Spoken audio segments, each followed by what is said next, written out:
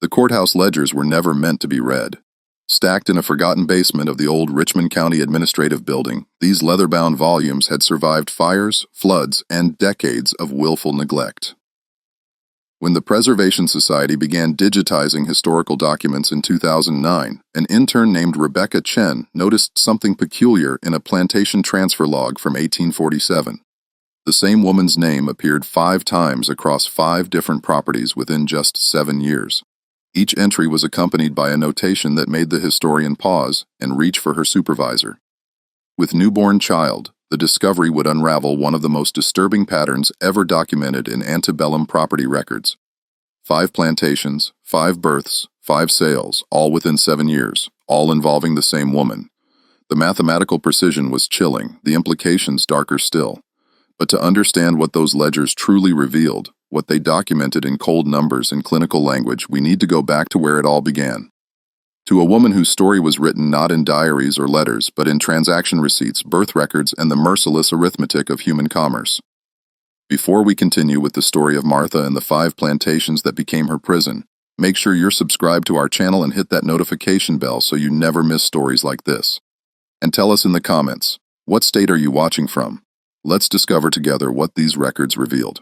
What the Preservation Society found wasn't just one woman's tragedy, it was evidence of a system, a pattern, a machinery of exploitation so methodical it left a paper trail that nobody thought would ever be examined. Martha arrived at Riverside Plantation on a humid Tuesday morning in April 1840. She was 19 years old, purchased at auction in Charleston for $800, a considerable sum that reflected not just her youth and health, but something more valuable and dangerous: documented literacy. The bill of sale preserved in the Charleston Municipal Archives listed her skills: reading, writing, arithmetic, needlework, cooking. In an era when teaching enslaved people to read was illegal in many southern states, Martha's literacy made her simultaneously valuable and threatening. The auction had been held in a brick warehouse near the harbor, where the smell of salt water mixed with sweat and fear. Martha had stood on a wooden platform while men in fine coats examined her teeth, her hands, her posture. They asked her to read passages from the Charleston Courier. She complied, her voice steady, her eyes focused on the words and not on the faces watching her. When the bidding reached $800, William Hargrove raised his hand one final time, and Martha became his property. Riverside sprawled across 1,200 acres of fertile bottomland along the Savannah River just north of the Georgia border. The main house was a 3-story Georgian structure with white columns that could be seen from the river. A statement of wealth and power visible to anyone passing by. Behind the house, neat rows of cotton fields stretched toward the pine forest that marked the property line. Closer to the main house stood the dependencies: a kitchen house, a laundry house, storehouses, stables, and a line of small cabins where the enslaved workers lived. William Hargrove had inherited Riverside from his father in 1837, along with 63 enslaved people and considerable debt. At 32, he was determined to restore the plantation's profitability through what he called modern management practices. He kept meticulous ledgers documenting every bale of cotton, every pound of seed, every dollar spent and earned. He also kept detailed records of his human property: names, ages, skills, purchases, sales, births, and deaths, all recorded in neat columns of black ink. Riverside's ledger recorded Martha's arrival with typical brevity. April 14, 1840. Martha, female, age 19, purchased Charleston auction. Cost $800. Skills literate household work. Assigned main house under supervision: Mrs. Hargrove. The main house staff consisted of 9 people: a cook, 2 kitchen help, 3 house servants, 2 laundry workers, and a stable boy who also tended the garden. Martha was assigned to work under the direct supervision of Eleanor Hargrove Williams, a thin woman of 30 with perpetually pursed lips and a reputation for pious severity. Mrs. Hargrove ran the household with military precision, insisting on absolute silence during meals, immediate obedience to all commands, and visible gratitude for the Christian charity of being housed, fed, and clothed. Martha's day began before sunrise. She rose in the pre-dawn darkness, dressed in the rough cotton dress and apron that constituted her uniform, and hurried to the main house to light fires in the bedrooms and parlor. By the time the Harrow family woke, the house needed to be warm, water needed to be heated, and breakfast needed to be in preparation. Her mornings were spent cleaning bedrooms, making beds with hospital corners that Mrs. Harrow would inspect with a ruler, dusting furniture and polishing silver. Afternoons meant laundry, heating water, scrubbing linens on washboards, hanging everything to dry, ironing with heavy flat irons heated on the stove. Evenings meant serving dinner, cleaning the dining room and kitchen, and preparing the house for night.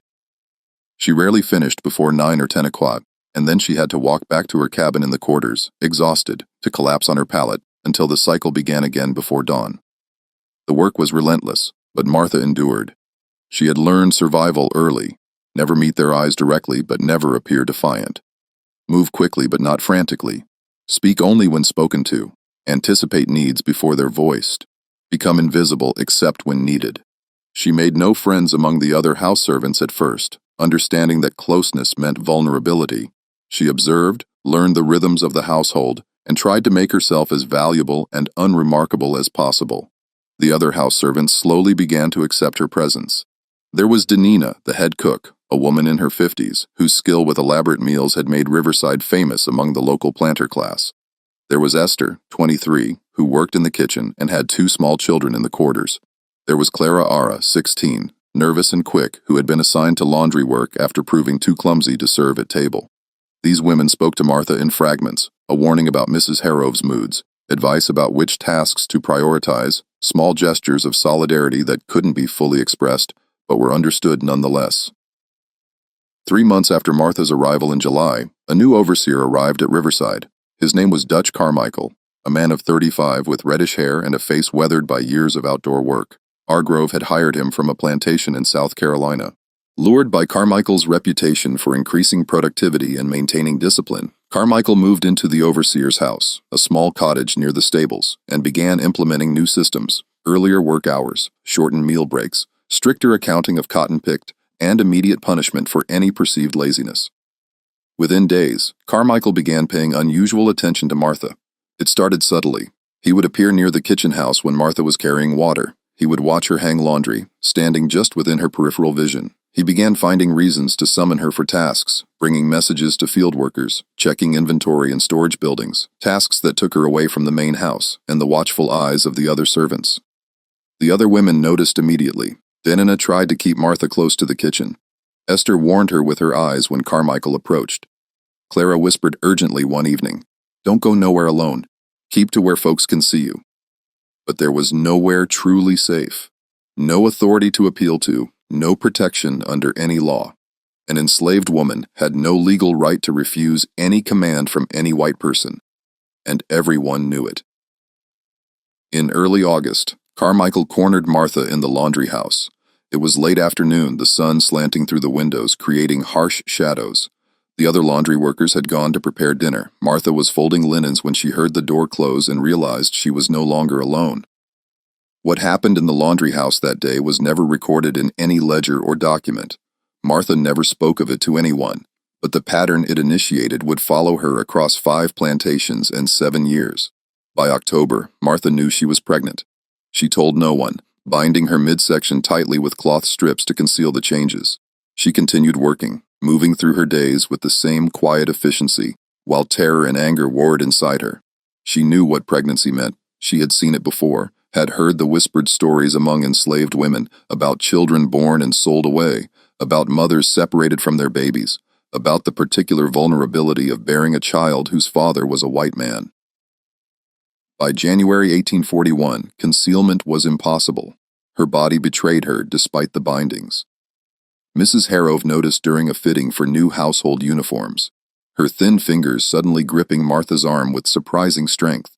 "You're with child," Mrs. Hargrove said, her voice flat.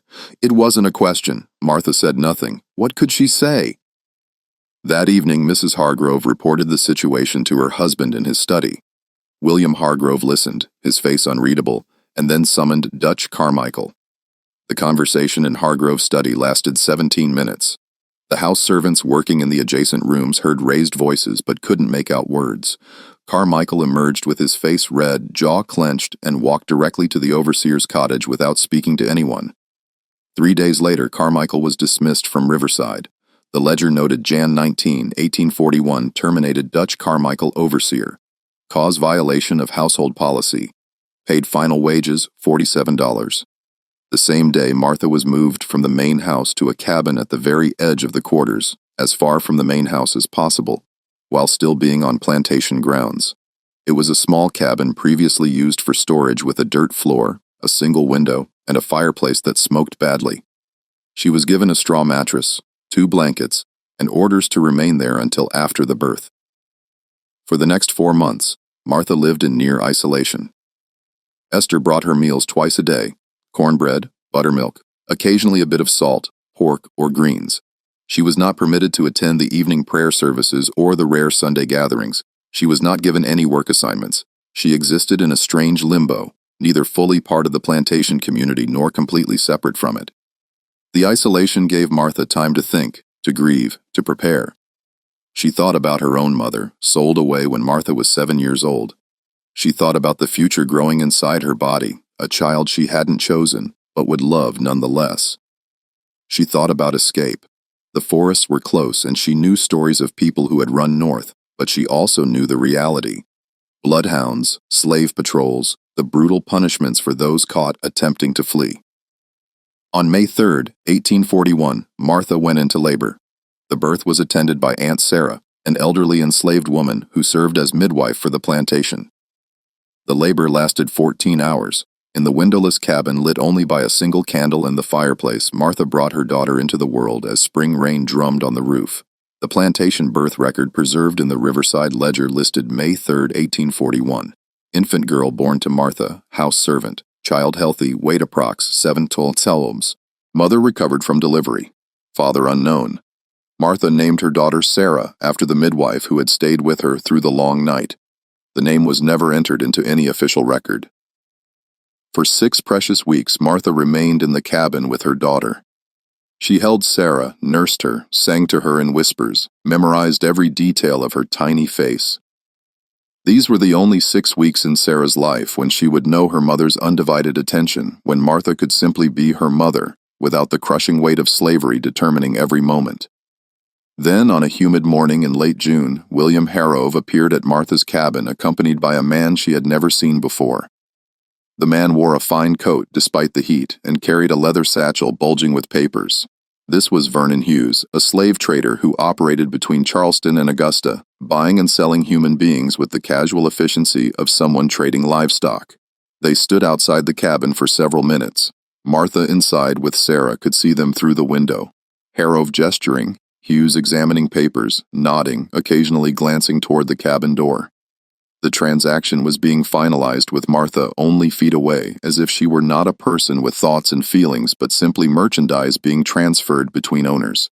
Finally, Harrove knocked on the cabin door. Martha opened it, holding Sarah close. "Martha," Hargrove said, his voice businesslike, "you and the child have been sold. Mr. Hughes here will be transporting you to a new situation. You have 30 minutes to gather your belongings." The Plantation Ledger recorded June 28, 1841. Sale of Martha, age 20, an infant daughter to Hughes Trading Company, Charleston. Sale price $7.50. Reason for sale, disciplinary reassignment. Proceeds applied to a state operating fund. Martha was given exactly 30 minutes. She wrapped Sarah in the cleanest cloth she had, gathered her a few possessions, a comb, a spare dress, a small wooden cross Esther had secretly given her, and stepped out of the cabin. Esther and Dinah stood in the distance, not speaking, not approaching, but bearing witness. Their faces said what their voices couldn't. "I'm sorry. I'm so sorry. God with you." Martha climbed into the back of Vernon Hughes's wagon. 3 other enslaved people were already there. 2 men and a woman, all looking stunned, all recently purchased from nearby estates. The wagon pulled away from Riverside, its wheels crunching on the gravel drive. Martha looked back once at the plantation that had been her home for 14 months. She saw the white columns of the main house gleaming in the morning sun. She saw the fields where men and women were already at work in the cotton. She saw the quarters where she had lived those first months and the isolated cabin where she had given birth. She would never see Riverside again, but in a terrible sense, she would never leave it either. What had happened there, the attention, the violence, the pregnancy, the birth, the sale would become the pattern that would define the next 7 years of her life. As the wagon jolted northward, Sarah slept in Martha's arms, unaware that her birth had just cost her mother everything, unaware that they were both about to become pieces in a cruel game that would be played out across 5 plantations in 4 states. This was only the beginning of Martha's journey. The first plantation had set the pattern. 4 more awaited her, each one following the same terrible script. The courthouse ledgers would document every transaction with perfect precision, but they would never record the human cost. The wagon ride from Riverside to Fairmont Estate lasted 3 days and covered nearly 90 kilometers through the pine forests and red clay hills of Georgia. Vernon Hughes was an efficient man who operated on tight schedules and narrow profit margins. He stopped only when necessary, brief rests to water the horses, quick purchases of cornbread and salted meat for his cargo, overnight stays at roadside taverns where the enslaved people were locked in storage sheds while Hughes slept in a bed. Martha learned during this journey that she and the others were not being transported to a specific buyer. They were stock. Hughes would stop at plantations along his route, presenting his merchandise to potential purchases, negotiating prices, and making sales as opportunities arose. It was a horrible arithmetic. Hughes had purchased Martha and Sarah for $750 from Harrove, and he needed to sell them for more than that to turn a profit. Every day of food and lodging ate into his margins. On the 3rd day, Hughes' wagon turned up a long, oak-lined drive toward a substantial house. This was Fairmont Estate, a tobacco plantation in central Georgia owned by brothers Charles and Edmund Beaumont. The property had been in the Beaumont family for 2 generations. Though recent poor harvests and falling tobacco prices had forced them to operate with fewer workers and tighter budgets than their father had enjoyed, Hughes had a prearranged meeting with Charles Beaumont, who had sent word through a local trader that he was interested in purchasing a literate female servant. When the wagon arrived, Charles Beaumont emerged from the house, a portly man of 50 with thinning hair and an air of perpetual worry. His younger brother, Edmund, appeared from the tobacco barn, wiping his hands on his trousers. The negotiation took place in the front yard of the main house with Martha standing nearby, holding 8-week-old Sarah. Hughes presented Martha's documentation, proof of purchase from Riverside, notation of her literacy and household skills, assurances of her health and temperament. Charles Beaumont asked Martha to read aloud from a tobacco buyer's circular. She complied, her voice steady despite her exhaustion from 3 days of travel. The price discussion lasted 20 minutes. Hughes wanted $8.50, a $100 markup. Charles argued that a woman with an infant was less valuable than a single woman, that the child would be a drain on resources for years before being old enough to work, that times were difficult, and he couldn't afford extravagance.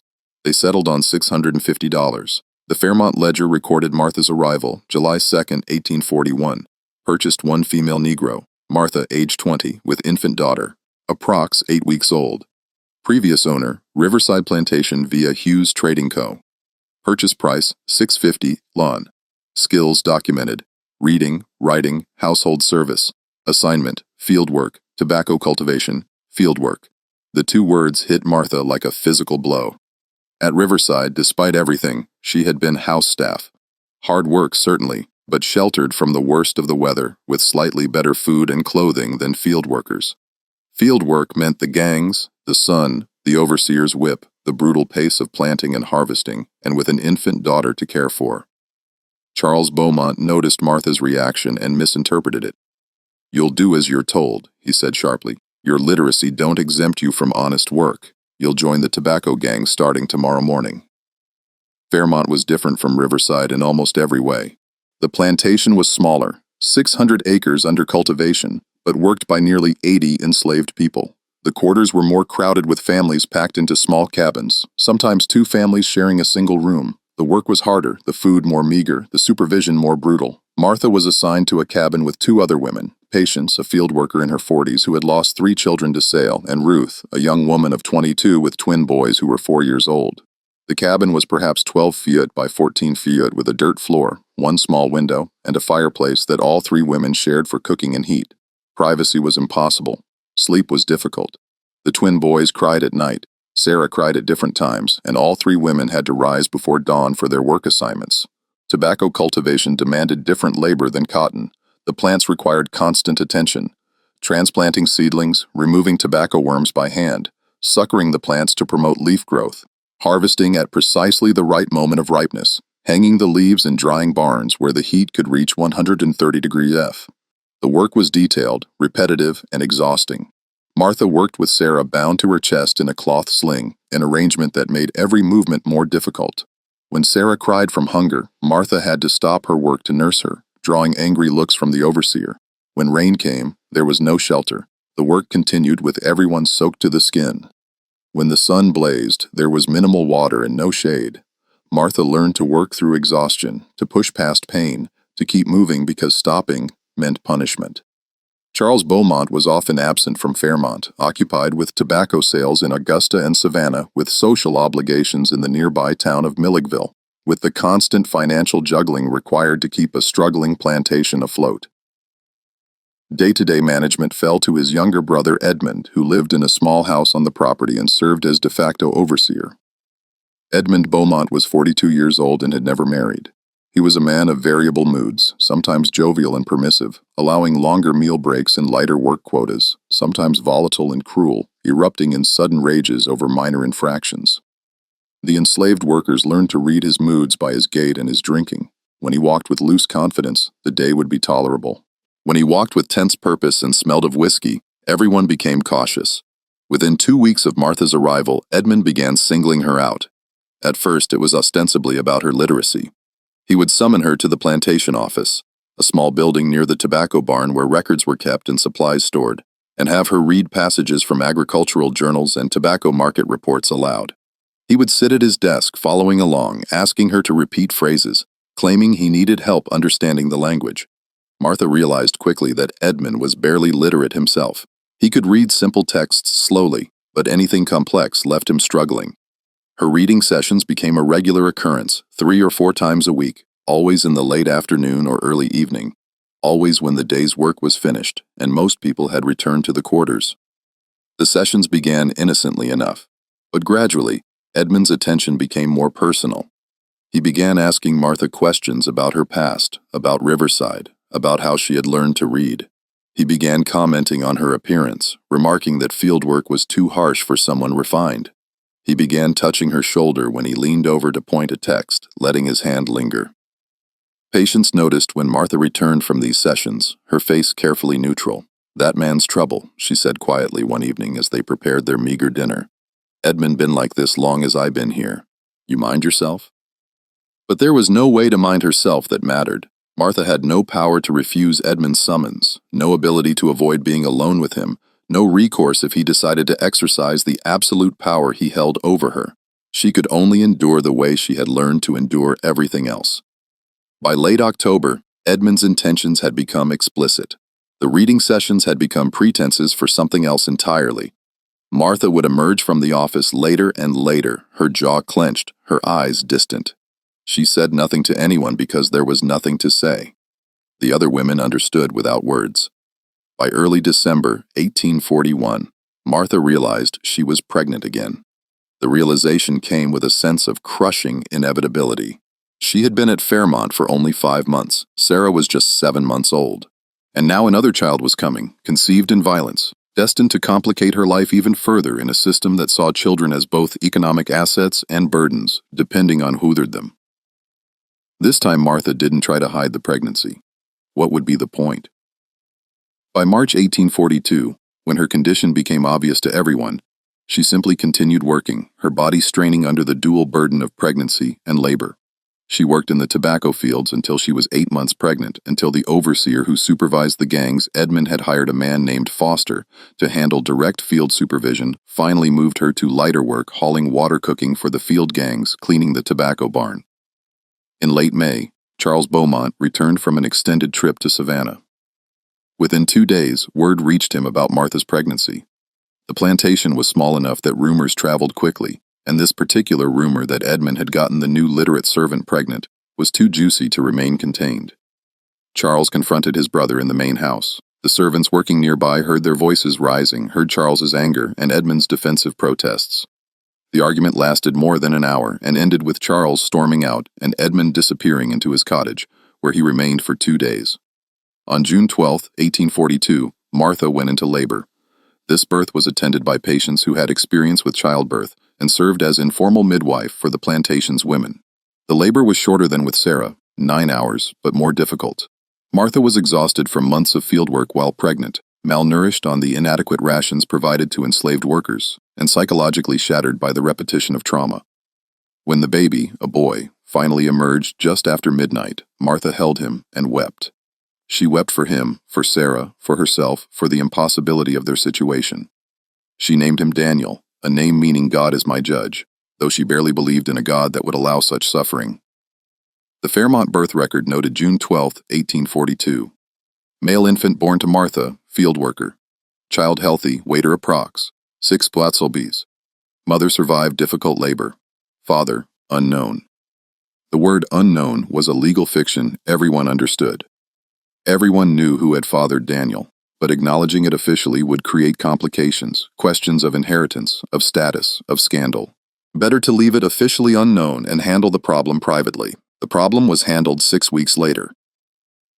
On August 1, 1842, a slave trader named Foster arrived at Fairmont Estate. He was a younger man, perhaps 30, who operated out of Augusta and specialized in quick turnovers, buying enslaved people cheaply and reselling them rapidly for modest profits.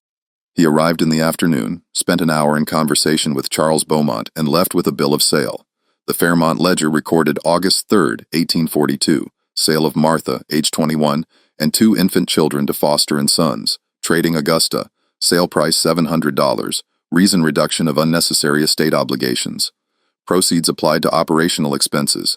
Martha was given 1 hour to prepare. She gathered Sarah, now 15 months old, gathered Daniel, 7 weeks old, wrapped them both in what cloth she had, and prepared to leave. Patience helped her pack, moving silently, her face wet with tears she didn't bother to hide. "You got strength," Patience whispered as they embraced goodbye. "More strength than anyone should need. You remember that? You got strength, and these babies got you." Martha climbed into Foster's wagon with her 2 children. As they pulled away from Fairmont Estate, she saw Edmund Beaumont watching from the window of his cottage. His face was expressionless. She had been at Fairmont for 13 months. She was leaving with 2 children and a sale price $75 lower than what she'd been purchased for just over a year earlier. The pattern was becoming clear, even if Martha didn't yet fully understand its implications. 2 plantations, 2 pregnancies, 2 sales, and 3 more plantations still to come. Foster's territory covered eastern Georgia and the western edge of South Carolina, a circuit he traveled regularly, buying enslaved people from struggling plantations and reselling them to more prosperous operations. His business model depended on volume and speed, quick purchases, quick sales, minimal investment in food and lodging for his stock. Martha and her children spent 2 weeks with Foster, first at his holding facility in Augusta, a warehouse near the river where enslaved people awaited sale, and then on a wagon journey northward. During those 2 weeks, Martha saw the machinery of the domestic slave trade up close. People arrived at the warehouse daily, processed like inventory, cataloged by age, sex, skills, and health. Families were routinely separated.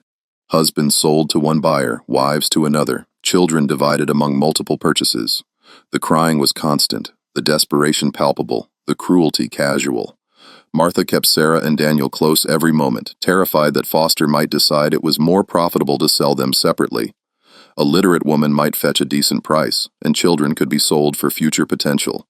But Foster seemed to recognize that Martha's value was increased by keeping the family together. A complete unit was easier to sell to certain types of buyers who preferred not to break up families, at least not visibly.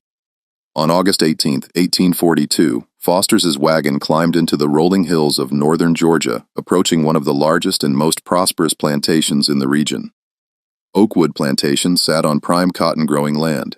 Its 12 through 200 acres worked by nearly 200 enslaved people. The property belonged to the Prescott family, Robert Prescott, his wife Eleanor, and their 3 adult sons, Thomas, William, and James. The Prescott family represented old money and old power.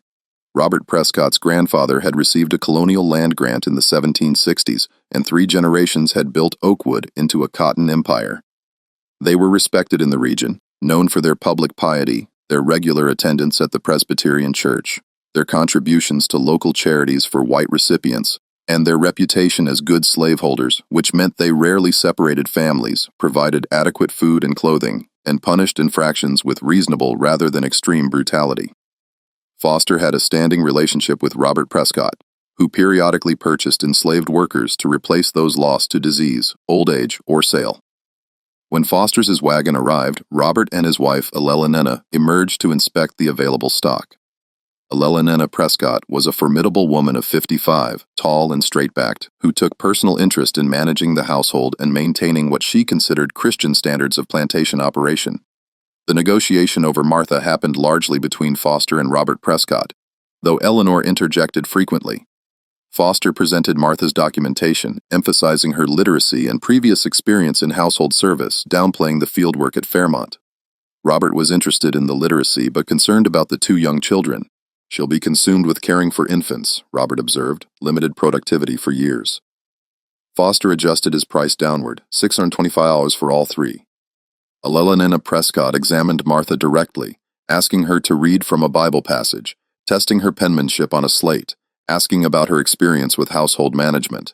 Martha answered carefully, presenting herself as capable and compliant, knowing her life and her children's lives might depend on this performance. The sale was completed. The Oakwood Records Show, August 18, 1842. Purchase of one female Martha, aged 21, with two infant children, female approx 15 months, male approx 8 weeks. Previous owner, Foster and Sons Trading via Fairmont Estate. Purchase price $625. Skills: literate, household service, assignment, spinning house, general household support. Oakwood was unlike any place Martha had experienced. The scale was overwhelming. 200 people living in the quarters, a main house with 12 rooms, cotton fields that seemed to stretch to the horizon. The organization was military in its precision. Every person had a specific role. Every day followed a strict schedule. Every activity was logged and monitored. Martha was assigned to the spinning house, a long, low building where cotton was processed into thread by a dozen enslaved women working spinning wheels. The work was tedious but not physically brutal, sitting at the wheel, maintaining steady rhythm, producing consistent thread. The environment was relatively sheltered from weather, though hot in summer and cold in winter. Most importantly, Elelonena Prescott had decreed that mothers with young children could keep their children nearby while working as long as the children didn't disrupt productivity. Martha set up a corner of the spinning house with blankets for Sarah and Daniel. While she worked at her wheel, Sarah played quietly or slept, and Daniel spent most of his time either sleeping or nursing. The other women in the spinning house gradually accepted Martha's presence, sharing advice about managing children while working, offering occasional help when both babies cried simultaneously. For 3 months, life at Oakwood achieved a kind of stability Martha had never known. The work was demanding, but not impossible. She was reunited with household-type work rather than field labor. Her children were with her. The food rations were slightly more substantial than at Fairmont. A pea of cornmeal per week, a few pounds of salt pork, occasionally vegetables from the kitchen garden. Elelonena Prescott insisted on rest from labor every Sunday, allowing time for washing clothes, tending small personal gardens. Some of the enslaved people were allowed to maintain, and attending mandatory prayer services. The prayer services were held in a small building near the quarters, led by a white minister from the nearby town who came every Sunday afternoon to preach to the enslaved congregation. The sermons invariably focused on obedience, acceptance of one's station, and the promise of heavenly reward for earthly suffering. Martha sat through these services with her face carefully neutral, wondering what kind of God would create such a system and call it divine will. In late November, everything changed when James Prescott returned from university. James was the youngest of the 3 Prescott sons, 23 years old, recently completed 2 years of legal studies at the University of Virginia in Charlottesville. He was tall and handsome with his mother's refined features and his father's commanding presence. He carried himself with the confidence of someone who had never been denied anything, who had never imagined that his desires might not be immediately gratified. He had returned to Oakwood full of ideas about plantation management, about modernization and efficiency, about implementing new systems he had read about in agricultural journals. His father indulged him, allowing James to tour the various operations, fields, barns, processing buildings, and make observations and recommendations. James noticed Martha within his first week home. She was working at her spinning wheel when he entered the spinning house with his father, touring the facilities. James watched the women work, asked questions about productivity rates, examined the quality of thread being produced. His gaze lingered on Martha, her obvious literacy evident in the way she held herself, her careful attention to the quality of her work, her quiet competence. "This one," James said to his father, pointing at Martha. "She's literate, you said." Robert confirmed it, and James's interest was clearly piqued. Over the following days, he found reasons to visit the spinning house frequently, always with questions, always watching Martha work. Within 2 weeks, James had persuaded his father to reassign Martha to assist with plantation records. The spinning house produced large quantities of thread that needed to be logged, measured, and tracked. Martha's literacy made her ideal for this task. She was given a desk in the small office attached to the spinning house and assigned to maintain daily production logs, recording the amount and quality of thread produced by each worker. The assignment seemed like a promotion, slightly less physically demanding work, an acknowledgement of her skills. But Martha felt immediate dread. The office was isolated, separate from the main spinning room where the other women worked, and James Prescott found many reasons to spend time in that office. At first, his interest seemed genuinely focused on the work. He would review Martha's logs, asking detailed questions about productivity. Having her read passages from agricultural journals about textile manufacturing, discussing ways to improve efficiency. Martha answered carefully, navigating the dangerous terrain between demonstrating competence and not appearing too intelligent, too independent. But gradually, inevitably, James' attention became personal. He began arriving in the office late in the afternoon after the other women had finished their shifts. He would sit close to Martha as she explained the log entries, his arm brushing against hers. He began making comments about her appearance, her voice, her intelligence, comments that made Martha's skin crawl, even as she forced herself to accept them without visible reaction. By Christmas 1842, the pretense of professional interest had collapsed entirely. James's visits to the office became brazenly inappropriate, the door closed, his commands explicit. Martha had no recourse, no protection, no possibility of refusal. She was owned property. He was the owner's son. The arithmetic of power was absolute. She tried to avoid being alone, tried to time her work so she would leave before his afternoon visits, tried to bring her children with her as a deterrent. Nothing worked. James simply ordered her to return to the office to leave the children with another woman to comply with his demands. By March 1843, Martha realized she was pregnant again, the third time in less than 3 years. This pregnancy was different from the start. Martha fell ill in her 4th month, developing a fever that lasted for weeks. She became too weak to work, confined to her cabin, her body struggling to sustain both herself and the pregnancy while fighting infection. Sarah, now 2 years old, tried to care for her younger brother, Daniel, bringing Martha water, patting her face the way she had seen adults do when someone was sick. Eleanor Prescott, whether motivated by genuine concern or fear of losing valuable property, had Martha moved to a cabin near the main house where she could be more closely monitored. A doctor was summoned, Dr. Mitchell from the nearby town, an extraordinary expense for an enslaved person, but deemed necessary to protect the Prescott family's investment. Dr. Mitchell diagnosed Martha with severe pneumonia complicated by pregnancy. He prescribed quinine, bed rest, and nutritious food, luxuries rarely afforded to enslaved people. For 6 weeks, Martha hovered between life and death, her fever spiking and breaking, her body weakening, while Eleanor Prescott supervised her care with stern efficiency. Slowly, painfully, Martha recovered. By June, she was strong enough to sit up, to eat without assistance, to hold her children again. The pregnancy had survived, though Martha had lost considerable weight and remained weak. In September 1843, after a difficult 36-hour labor, Martha gave birth to another daughter. The birth was attended by Dr. Mitchell, another unprecedented expense because the previous illness had left everyone concerned about complications.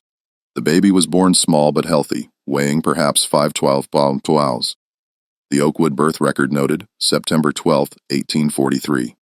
Female infant born to Martha, spinning houseworker.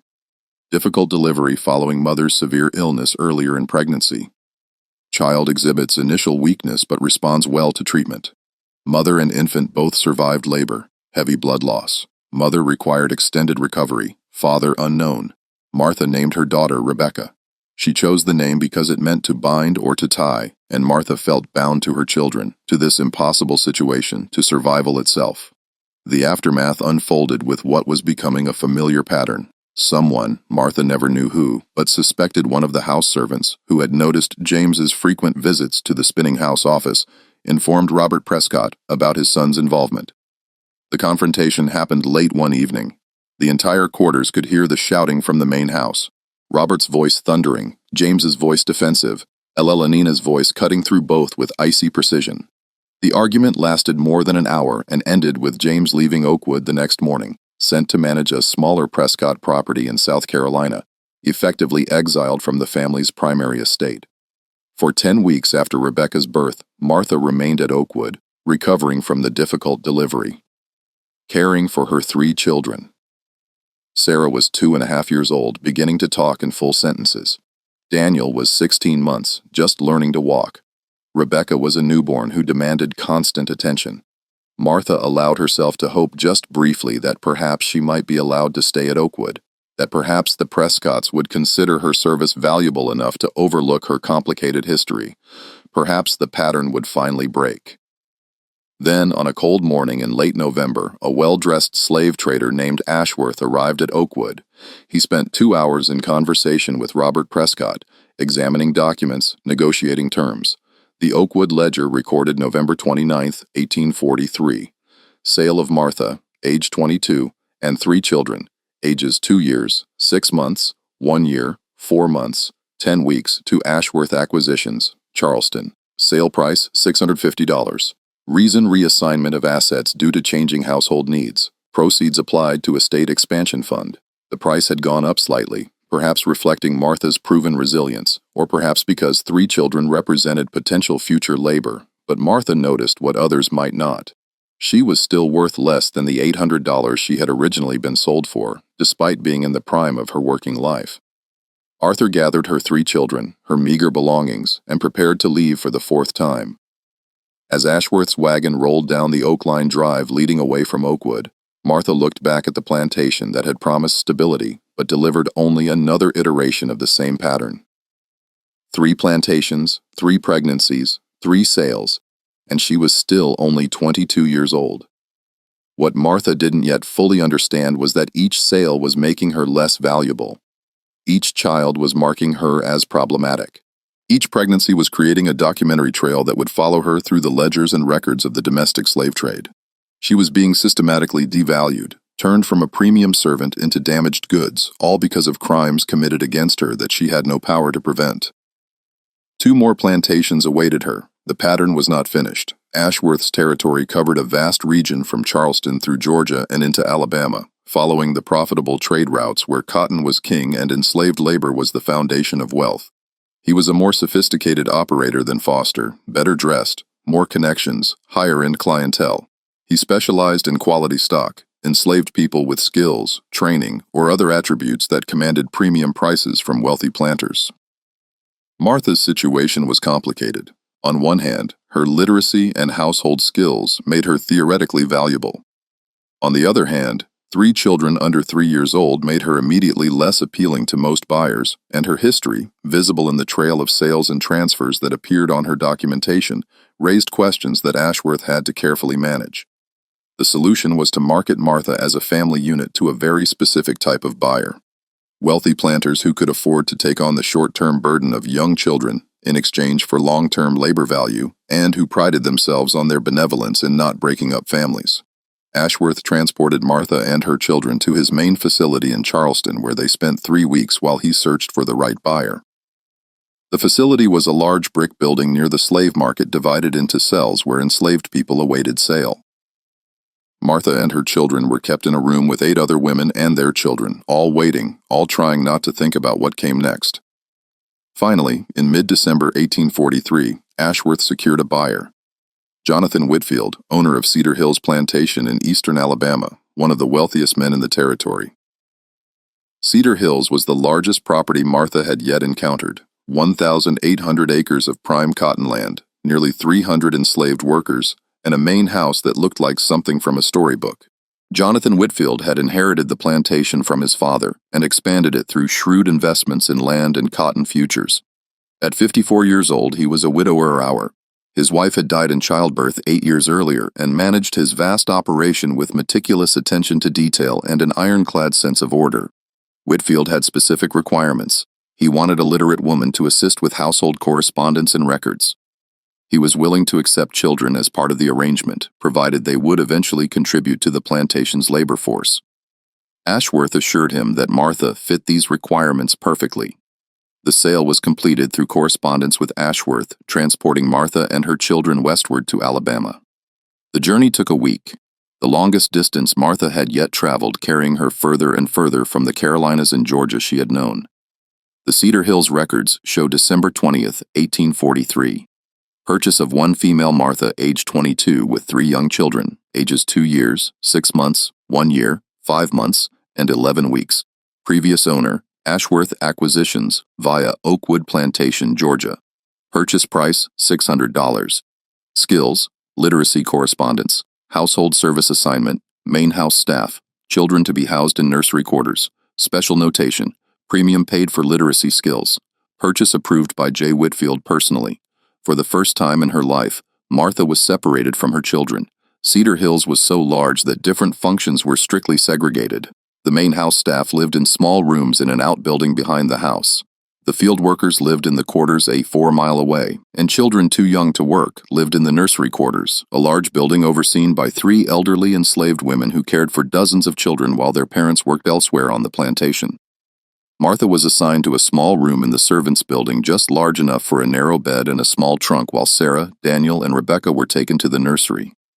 She was allowed to visit them only on Sunday afternoons, and the separation was agonizing. Sarah, now almost 3 years old, didn't understand why Mama couldn't stay with them. She cried every time Martha had to leave, clinging to her skirts, begging her not to go. Daniel, 18 months old, would watch Martha leave with confused eyes. Not old enough to understand, but old enough to feel abandoned.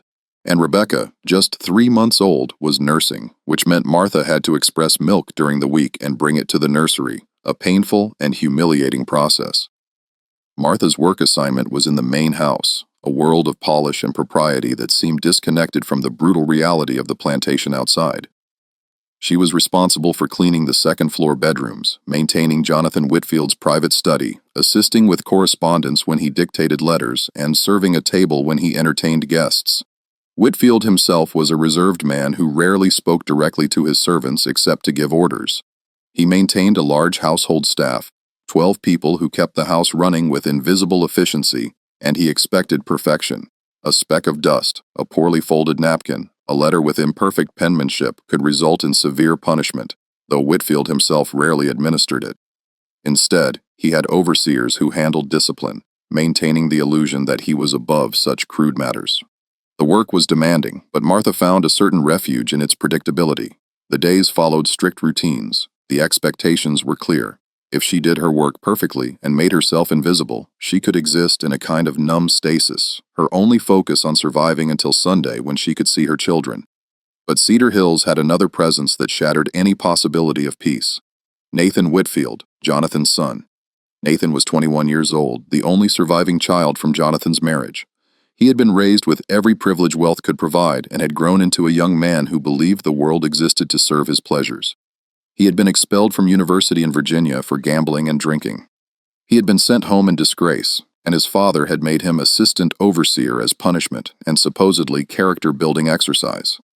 Nathan handled his position with all the casual cruelty of someone who had never been denied anything and had no empathy for those beneath him in the social hierarchy. He drank heavily, gambled with the overseers and neighboring planters' sons, and treated the enslaved workers as objects for his entertainment or abuse. He noticed Martha within days of her arrival. Martha was carrying fresh linens to the second-floor bedrooms when Nathan stepped out of his room, clearly having just woken despite it being mid-afternoon. He watched her work with open interest, making comments about her appearance that made her skin crawl. When she tried to leave quickly, he blocked her path. "You're the new literate one, aren't you?" he said, his breath smelling of whiskey despite the early hour. "Father says you can read and write." "How does a learn to read?" Martha kept her eyes down. "Yes, sir. I was taught when I was young, sir." "Taught by who?" "Show me." "Read this." He grabbed a book from a nearby table and thrust it at her. Martha read the passage he indicated, her voice steady despite her racing heart. Nathan laughed. "Well, I'll be damned. You actually can read. That's something. Father's got himself a clever one." He let her pass, but his eyes followed her as she left. The attention escalated quickly. Nathan began finding excuses to be wherever Martha was working. He would summon her to his room to tidy up, even though he had already been served. He would order her to read to him from books or newspapers, sitting too close, touching her under the pretense of pointing at text. The other house servants warned Martha with their eyes and careful silence. This was familiar territory. They had seen Nathan fixate on women before, had seen what happened when he decided he wanted something. Martha tried every strategy she knew to avoid him, working faster to finish before he appeared, staying in groups with other servants, being so invisible he might forget about her. Nothing worked. Nathan had decided he was interested, and in his world his interest was the only thing that mattered. By spring 1844, the inevitable had happened. Martha was pregnant for the fourth time. The exhaustion was overwhelming. 4 pregnancies in less than 4 years, 3 young children she could barely see, constant work demands, and now another child coming. Martha felt herself breaking in ways she hadn't allowed herself to feel before. She considered running. The forests around Cedar Hills were dense, and she had heard whispered stories of people who had escaped and made it north. But she had 3 children in the nursery. She couldn't take them with her. They were too young, would slow her down, would make escape impossible, and she couldn't leave without them. The choice was impossible. So, she made no choice at all. She simply continued day after day surviving. By late summer, Martha's pregnancy was obvious.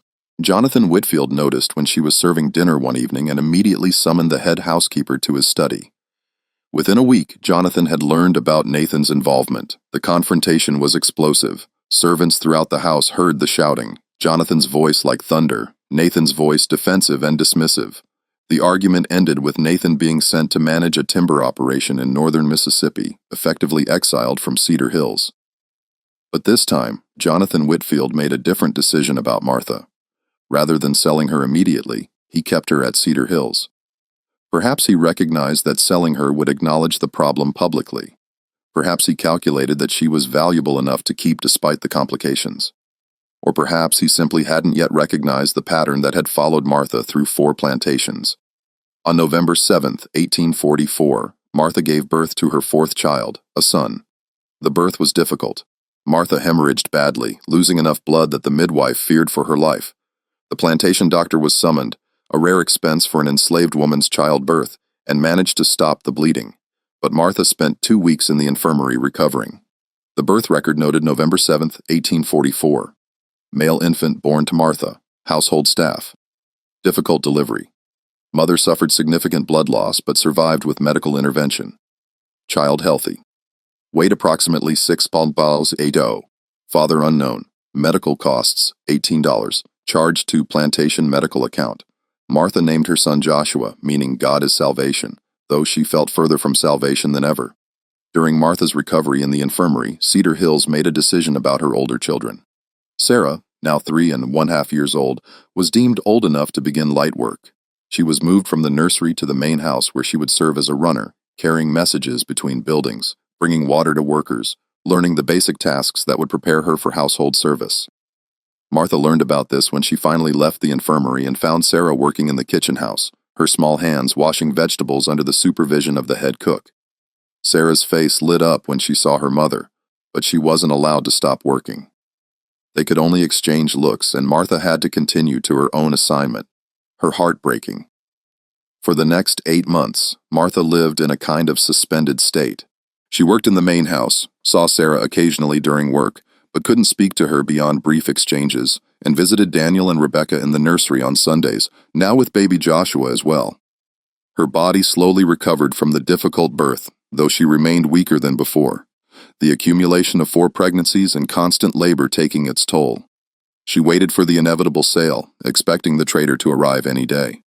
But months passed, and Jonathan Whitfield kept her at Cedar Hills.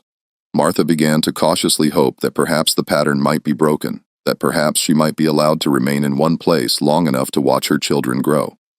Then in August 1845, Vernon Hughes arrived at Cedar Hills. Not Vernon Hughes, the original trader who had transported Martha from Riverside, but Sheffield, another trader who worked similar routes. Jonathan Whitfield had decided that the complications outweighed the value, and it was time to cut his losses. The Cedar Hills Ledger recorded August 15, 1845. Sale of Martha, age 24, with 4 children, ages 4 years, 3 months, 3 years, 2 months, 1 year, 9 months, and 9 months. Sold to Sheffield Trading Company Mobile. Sale price $550. Reason reduction of household staff. Reassignment of assets. Proceeds applied to estate modernization fund. Special notation medical costs during recent pregnancy. 18 deducted from final asset valuation. The price continued to fall. Martha was now worth less than a third of her original purchase price despite being only 24 years old and in the theoretical prime of her working life. Her children, rather than adding value, had become liabilities in the calculations of plantation economics. Martha was given 2 hours to prepare. She gathered her 4 children, Sarah old enough to walk on her own, Daniel needing to be carried part of the time, Rebecca toddling but still unsteady, Joshua, a 9-month-old baby. She wrapped Joshua against her chest in a sling, held Rebecca's hand, and urged Sarah to stay close while she tried to manage Daniel. The logistics of moving one woman with 4 young children were complicated. Sheffield provided a wagon with room for everyone, and Martha climbed in with her small, devastating cargo. 4 children born in violence, carried in suffering, and now being moved again because their very existence was evidence of crimes that couldn't be acknowledged. As the wagon pulled away from Cedar Hills, Martha looked back at the plantation that had been her home for 20 months. She saw the white column main house. She saw the nursery building where her children had lived, separated from her. She saw the servants' quarters where she had slept in her tiny room alone while her children cried for her elsewhere on the property. 4 plantations, 4 pregnancies, 4 sales, and somehow, impossibly, Martha was still only 24 years old. One more plantation awaited her. The pattern was not finished, but Martha was. Sheffield's operation was based in Mobile, Alabama, a major port city that served as a hub for the domestic slave trade's western routes. Enslaved people were transported through Mobile to plantations throughout Alabama, Mississippi, and Louisiana, feeding the insatiable demand for labor in the expanding cotton and sugar regions. Martha and her 4 children spent 3 weeks in Mobile, held in a warehouse facility near the docks. The building was crowded with people awaiting sale, men purchased for fieldwork, women for household service, children separated from parents, and sold for their future potential. The noise was constant, a mixture of crying, praying, and the harsh voices of the traders conducting their business. Sheffield recognized that Martha's situation was commercially complicated. 4 young children made her difficult to sell to most buyers. Her declining price history suggested she was problematic. But her literacy remained valuable, and some buyers specifically wanted enslaved families that could be presented as humanely managed to counter growing abolitionist criticism. Sheffield found his buyer in Louisiana, Henri Delacroix, a Creole planter whose family had owned Magnolia Grove for 3 generations. Deoka was looking for an educated servant to assist with plantation correspondence and household management, and he was wealthy enough to absorb the cost of supporting 4 young children until they reached working age. The sale was negotiated through letters, with Sheffield painting Martha as a valuable investment despite her family encumbrances. Delacroix agreed to the purchase, and in late September 1845, Martha and her children were transported westward into Louisiana. The journey covered more than 200 miles through the coastal lands, a landscape unlike anything Martha had seen before. The land was flat and wet, cut through with bayou and swamps, thick with Spanish moss hanging from live oaks. The air smelled of mud and decay and the particular sweetness of sugarcane. Magnolia Grove sat in Louisiana's sugar country, where the agricultural cycle was different and more dangerous than cotton. Sugar cultivation demanded precise timing. Planting in the spring, cultivation through summer, and then the brutal harvest season from October through December, when the entire plantation worked 20-hour days to cut cane and process it before frost could destroy the crop. The grinding season was called the killing time because of the accidents in the mills, the exhaustion-related deaths, and the brutal pace that pushed workers past human limits. The Magnolia Grove records show September 28, 1845. Purchase of one female Martha, age 24, with 4 children, ages 4 years, 5 months, 3 years, 4 months, 1 year, 11 months, and 10 months. Previous owner, Sheffield Trading via Cedar Hills Plantation, Alabama. Purchase price, $500. Skills, literacy, correspondence, household management, assignment, main house, personal attendant to owner, children to be housed with mother in separate cabin, special notation, family unit purchase, premium paid for documented literacy skills. Priakwa was 58 years old, a sophisticated man who had been educated in France and maintained connections to New Orleans' Creole society. He was a widower who had never remarried after his wife's death 15 years earlier. His 3 daughters were all married and living in New Orleans, leaving him alone at Magnolia Grove with a household staff of 12 enslaved servants and the 200 field workers who kept his sugar operation running. Unlike the other plantations, Delacroix assigned Martha a small cabin near the main house where she could live with all 4 of her children. It was the first time since Cedar Hills that Martha had been allowed to keep her children with her, and the relief was overwhelming. Sarah, now 4.5, could finally sleep near her mother. Daniel, 3.5, and Rebecca, 2, could play nearby while Martha worked, and Joshua, 10 months old, could nurse whenever needed. The cabin was small, perhaps 10 feet by 12 feet, with a dirt floor, one window, and a fireplace. But it was theirs, and after the separations of Cedar Hills, Martha felt a cautious gratitude that she immediately distrusted. Experience had taught her that anything given could be taken away. Her work assignment was as Deliqua's personal attendant, serving his meals, maintaining his private chambers, managing his correspondence, organizing his study, and assisting when he entertained guests, which was frequent, as Deokwa was a social man who hosted dinners for neighboring planters and New Orleans businessmen. Delqua was a demanding employer, but not a violent one. He had exacting standards and expected perfection, but he didn't rage or strike his servants for minor failures. Instead, he used a system of small privileges and withdrawals, a slightly better food ration for good service, removal of Sunday privileges for poor work. It was a more subtle form of control than the whip, but control nonetheless. He was fascinated by Martha's literacy. He would have her read to him while he ate breakfast, passages from French novels, articles from New Orleans newspapers, correspondence from business associates. He would dictate letters while she wrote them in her careful script, sometimes testing her by using complex vocabulary or French phrases to see if she would falter. When she sounded out the French words, not understanding them, but able to replicate the sounds, he seemed bemused. "You have an unusual mind," he said once, watching her write. "It's a waste, really. In different circumstances, you might have been educated, accomplished, but circumstances are what they are." Martha said nothing. What could she say? The man who owned her body and her children was musing about how in some other world she might have been treated as human. The irony was too bitter for words. The relationship Delacqua developed with Martha was different from what she had experienced at the other plantations. He didn't force himself on her with crude violence. Instead, he created a framework of implied consent that was just as coercive but more insidious. He offered small privileges, extra rations for her children, a better blanket for the cabin, fabric to make new clothes. He positioned these as gifts, as evidence of his benevolence, as rewards for good service. The unspoken understanding was clear. Accept these gifts. Accept his attention and life will be easier. Resist and the gifts will disappear. The cabin will be taken away. The children will be separated and sent to the quarters. It wasn't a choice. It was coercion dressed up as generosity. By early 1846, Martha was pregnant for the 5th time. This pregnancy felt different, not physically, but psychologically. Martha recognized with perfect clarity that she was trapped in a pattern she couldn't break. 5 plantations, 5 pregnancies, 5 men who had taken what they wanted with no consequences. Her body was not her own. Her children were not her own. Even her literacy, the one skill that had seemed like an advantage, had become a trap, making her visible, making her valuable in ways that brought only suffering. She thought about the river that ran near Magnolia Grove, about walking into it with stones in her pockets, about escape through death if no other escape was possible. But then she would look at Sarah, now 5 years old and frighteningly intelligent, who had learned to read basic words by watching Martha write. She would look at Daniel, 4 years old, who tried so hard to be good, to not cry, to not be trouble. She would look at Rebecca, 2.5, who still smiled despite everything. She would look at Joshua, a toddler who didn't yet understand the world he'd been born into. And Martha would decide to survive one more day, not for herself.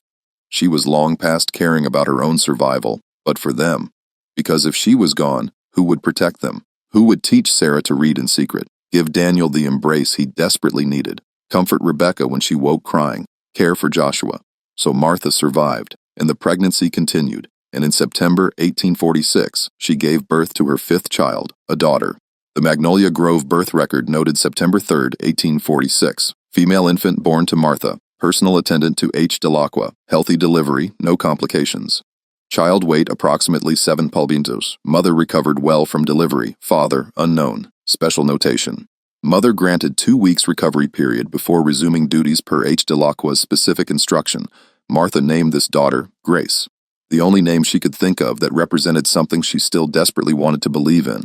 Unearned favor, undeserved mercy, the possibility of something better than what was. And then something unexpected happened. Delacqua didn't sell Martha. Weeks passed, months passed. Martha waited for the trader to arrive, for the familiar pattern to unfold, for the sale that had followed every previous birth. But it didn't happen. For the first time, Martha remained at a plantation after giving birth. Through the rest of 1846, through all of 1847, through 1848, she worked, cared for her children, and existed in a state of constant vigilance, expecting every day to be the day when the sale would finally happen. Her children grew during those years at Magnolia Grove. Sarah turned 7, old enough to be put to work as a house servant, carrying messages and helping in the kitchen. Daniel, 6, was assigned to carry water to field workers during the harvest season. Rebecca, 5, was learning to sew under the supervision of an elderly woman who mended clothes. Joshua, 3, and baby Grace stayed in the cabin under the care of an older enslaved woman who minded young children while their parents worked. For 2 years, Martha's life achieved a painful kind of stability. The work was hard, the circumstances were wrong in every fundamental way, but her children were with her. She could see them daily, feed them, teach them, protect them in the small ways that were possible within the constraints of slavery. Martha began to dare to hope. Not for freedom, not for justice, but simply for this to continue, for the pattern to finally be broken, for Dequa's decision to keep her to mean some small measure of permanence in her life. Then, on October 14, 1848, Henri Dequad died suddenly. He was found in his study in the morning, collapsed at his desk, having suffered what the doctor determined was a massive heart condition. He was 58 years old. Dequad had 3 daughters, none of whom wanted to manage Magnolia Grove. The estate, including the plantation and all its property, was put up for auction to settle his debts and divide the proceeds among his heirs. The plantation auction was held on December 12, 1848. Buyers came from throughout Louisiana and Mississippi, examining the land, the equipment, the sugar processing facilities, and the 212 enslaved people who were part of the estate. Martha and her 5 children were sold as a family unit to a cotton broker from Mississippi for $475. The sale document recorded December 12, 1848, estate auction of Magnolia Grove properties. Lot 47, one female Martha, age 28 with 5 children, ages 7, 6, 5, 3, 2. Skills Literacy Household Management Correspondence. Sale price $475 to William Foster. Cotton Factor, Jackson, Mississippi. Special notation.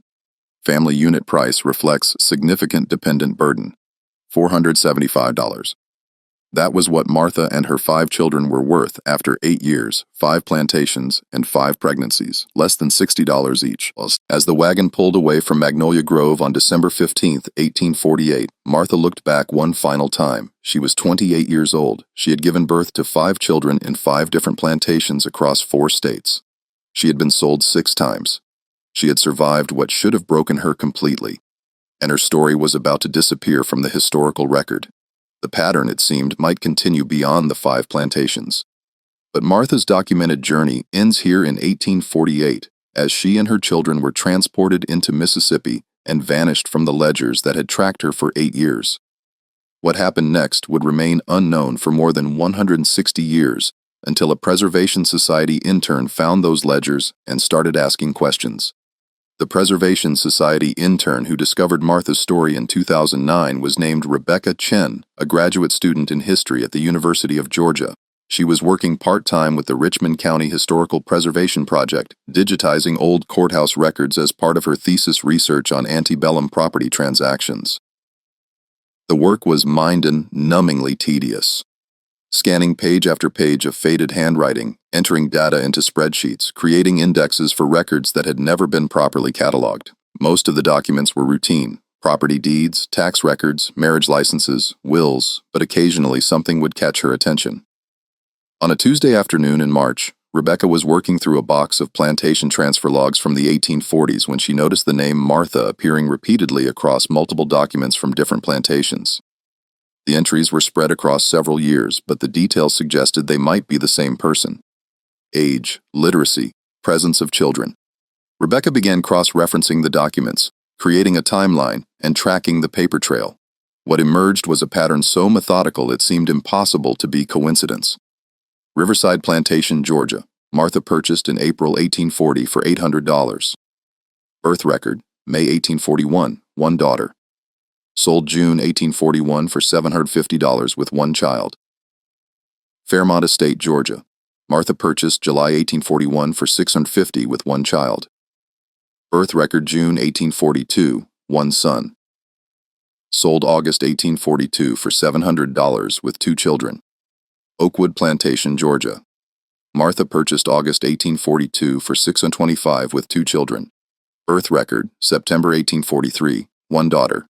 Sold November 1843 for $650 with 3 children. Cedar Hills Plantation, Alabama. Martha purchased December 1843 for $600 with 3 children. Birth record, November 1844, 1 son. Sold August 1845 for $550 with 4 children. Magnolia Grove, Louisiana. Martha purchased September 1845 for $500 with 4 children. Birth record, September 1846, 1 daughter. Sold December 1848 for $475 with 5 children, 5 plantations, 5 births, 5 sales. The mathematical precision was chilling. Rebecca brought the findings to her faculty advisor, Dr. James Morton, a historian specializing in slavery and the domestic slave trade. They spent 3 days verifying the documents, cross-referencing details, and confirming that all the entries referred to the same woman. "This is extraordinary," Dr. Morton said, examining the timeline Rebecca had created. "I've seen examples of enslaved women being moved after pregnancies, but I've never seen documentation of a pattern this systematic. This is evidence of something I've theorized about, but never been able to prove definitively." They spent the next 2 years tracking down related documents across 4 states. They found birth records at each plantation documenting 5 children born between 1841 and 1846, each notation including the phrase, "father unknown," a legal fiction that protected white men while condemning enslaved women. Transfer documents showing Martha's movement between plantations, each sale occurring within weeks or months of childbirth.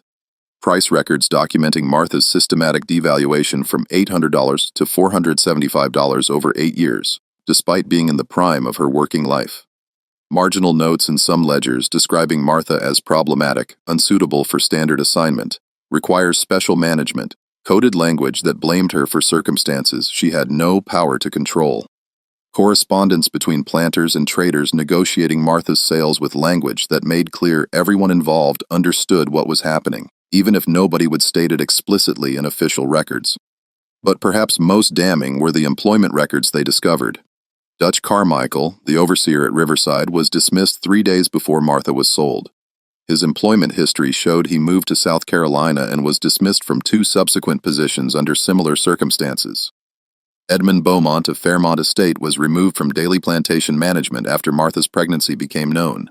He later moved west and appeared in court records in Missouri related to a paternity dispute with an enslaved woman. James Prescott of Oakwood was sent to manage a remote Prescott property in South Carolina. Family letters preserved in the Prescott family papers at the South Carolina Historical Society revealed tension between James and his father, related to inappropriate conduct with household staff. Nathan Whitfield of Cedar Hills was exiled to Mississippi. Local newspapers from the 1850s include references to his drinking, gambling, and temperamental management style before he died in 1852, at age 29 from liver failure. Henri Dequa of Magnolia Grove was the exception. He died before Martha was sold, and his decision to keep her represented the only break in the pattern. The research revealed what the courthouse ledgers had documented, but never stated explicitly. Martha was systematically moved between plantations to conceal the evidence of sexual violence committed by white overseers and owners' sons. Each pregnancy became a problem that was solved through sale. Each child was living proof of crimes that couldn't be prosecuted under law, but could scandalize families and damage reputations if acknowledged. Dr. Morton and Rebecca published their findings in the Journal of Southern History in 2011 in an article titled Systematic Exploitation and Forced Migration, a case study in antebellum sexual violence and economic devaluation. The article was later republished in popular history magazines and became the basis for a museum exhibition about the hidden patterns in slave trade documentation. But their research also raised urgent questions. What happened to Martha after 1848? What happened to her 5 children? Rebecca Chen spent another 3 years searching for traces of Martha's children in historical records. The search was like detective work, piecing together fragments from auction records, plantation inventories, probate documents, and the rare manumission papers that documented enslaved people gaining freedom. The discoveries were heartbreaking. Sarah, Martha's oldest daughter, appeared in auction records from Jackson, Mississippi in August 1851. She was listed as female, age 10, literate, trained in household service. She was purchased separately from her mother and siblings by a plantation owner named Robert Clemens for $650. The notation emphasized her unusual literacy for someone so young. Sarah appeared again in the 1860 Clemens Plantation inventory listed as Sarah, age 19, household staff. Then she vanished from all records. Whether she died, was sold again, or escaped during the Civil War, chaos remained unknown. Daniel, the oldest son, appeared in a probate estate inventory from Natchez, Mississippi in 1853. The document listed him as Daniel, male, age 11, field worker, valued at $700 as part of an estate settlement. He had been separated from Martha and sold to a different owner. Rebecca found one more reference to someone who might be Daniel. A Daniel field hand, age 28, listed in an 1870 labor contract signed after emancipation with a plantation in Louisiana. If this was the same Daniel, he had survived slavery and remained in the South as a sharecropper, trapped in a system barely better than what he'd endured before. Rebecca, the middle daughter, disappeared from records entirely after the 1848 sale. Rebecca Chen, the researcher, found herself emotionally affected by the disappearance of her namesake, spending months searching through fragmentary, airy documents, trying to find any trace. The child Rebecca would have been only 5 years old in 1848, young enough that she might have been sold separately, might have died young, or might have survived into adulthood but left no documentary trail. The researcher never found an answer. Joshua and Grace, the two youngest children, also vanished from the historical record after 1848. They would have been only 3 and 2 years old, respectively, when last documented. Children that young were sometimes kept with their mothers, but just as often were sold to plantations that wanted to raise enslaved children from youth to ensure complete psychological conditioning to slavery. Without further documentation, their fates remained unknown. The systematic separation of Martha's children illustrated a brutal reality of the domestic slave trade. Families existed only at the owner's convenience. The 5 children Martha had carried, birthed, and loved were scattered across the South, separated from her and from each other, their connections to each other erased in the machinery of commerce. The search for Martha's own fate proved even more difficult. After the December 1848 sale to William Foster Cotton Factory in Mississippi, the documentary trail went cold. Rebecca Chen searched through Mississippi plantation records from the 1850s, probate records that might show Martha in estate inventories, auction records that might show subsequent sales, manumission records that might show her gaining freedom, death records, though these were rarely kept for enslaved people. Civil War-era contraband records documenting enslaved people who escaped to Union lines. Freedmen's Bureau records from Reconstruction. Post-war census records. The final confirmed reference appeared in a property transfer document from 1853 where Martha was sold, now 32 years old, to a plantation in eastern Texas for $275. The price had continued to fall, reflecting age, accumulated physical damage from years of hard labor and multiple pregnancies, and the permanent label of problematic that followed her through every transaction. After 1853, Martha disappeared from history. No death certificate, no manumission papers, no further sale records, no post-war documentation showing her alive after emancipation. The most likely scenarios. 1. She died sometime in the 1850s. Her death unrecorded because enslaved people's deaths were rarely officially documented unless they affected property values. 2. She survived until emancipation in 1865, but left no documentary trail. Like millions of formerly enslaved people who lived and died without official records, whose stories exist only in family memories, passed down through generations.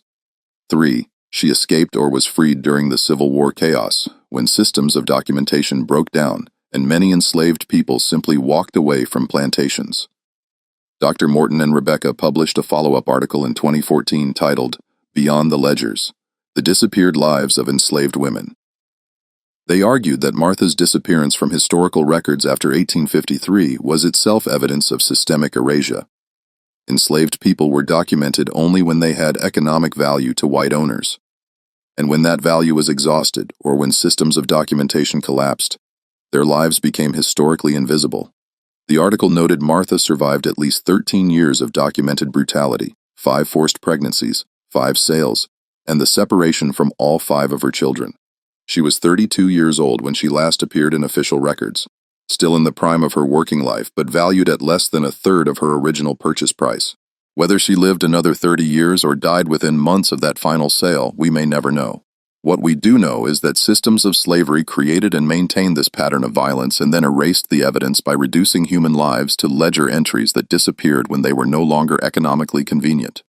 The courthouse ledgers that documented Martha's journey through 5 plantations are now preserved in climate-controlled archives at the University of Georgia and available through digital databases to researchers and descendants searching for family histories.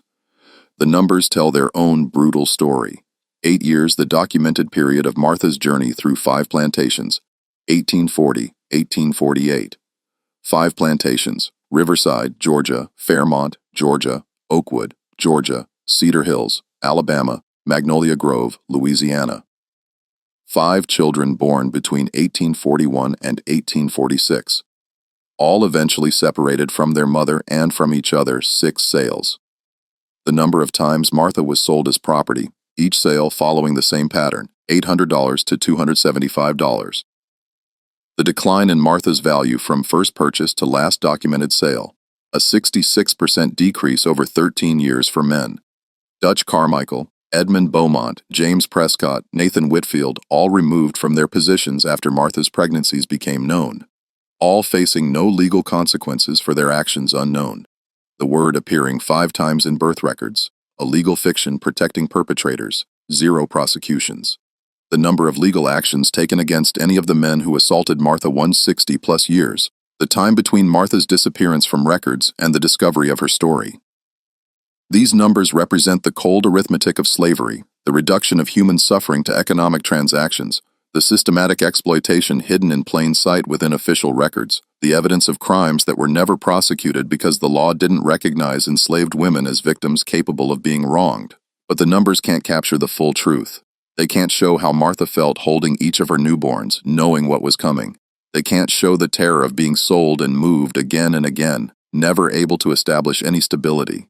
They can't show the anguish of being separated from her children, knowing they would grow up without her protection. They can't show the psychological cost of enduring repeated violence with no recourse, no protection, no justice. The Preservation Society's work ensures that Martha's name, just her first name, the only one she was allowed to keep, is remembered.